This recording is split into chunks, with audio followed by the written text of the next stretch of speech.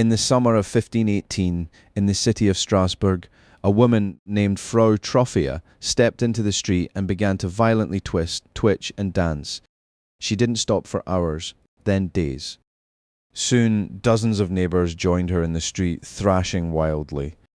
But this wasn't a celebration. Their faces were locked in grimaces of pain.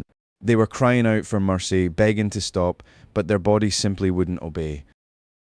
Some danced until they collapsed from sheer exhaustion. It was a documented historical event known as the Dancing Plague, or St. Vitus's Dance, and for centuries no one knew what caused it. But at the exact same time, in neighbouring regions, a completely different horror was unfolding. People were waking up complaining of an agonising fiery heat in their limbs. They called it St. Anthony's fire. Slowly, their fingers and toes would lose all feeling, turn charcoal black, and eventually, painlessly, wither away entirely.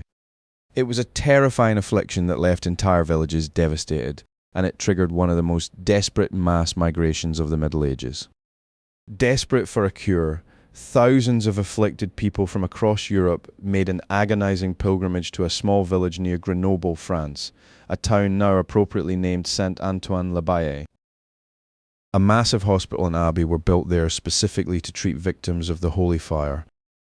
Monks, known as the Hospitallers of St. Anthony, took the victims in. They fed them rich meals, bathed their wounds in holy wine, and applied medicinal herbs grown in the abbey gardens, praying for a miracle. For hundreds of years, doctors and monks believed the twitching dancers and the withering villagers were suffering from two completely separate curses from heaven. But they shared a single hidden connection.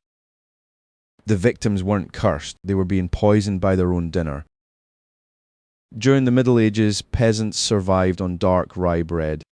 But when the spring weather was exceptionally damp, the rye crops would become infected with a dark, horn-shaped fungus known as ergot. Because it looked almost exactly like the dark grain, farmers harvested it, millers ground it into flour, and bakers baked it into the town's food supply. Without knowing it, Frau Trophea, the pilgrims at the abbey, and entire communities were eating highly concentrated, naturally occurring toxins every single day. Modern science eventually unmasked this invisible enemy, revealing why it caused two completely different nightmares.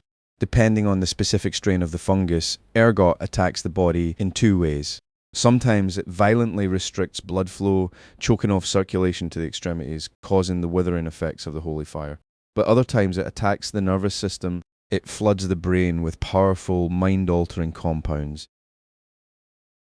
Frau Trophea and those poor souls caught in the dancing plagues weren't actually dancing. They were trapped in severe, uncontrollable muscle spasms while enduring intense, terrifying waking nightmares. The mystery of the dancing plagues and the holy fire terrorized Europe for generations, spawning myths of demons and witchcraft. Today, modern agriculture carefully cleans our grain so we know how to keep our harvests safe from this dark fungus. But it stands as a chilling reminder from history. Sometimes the most terrifying monsters aren't hiding in the shadows. They are hiding right on your plate.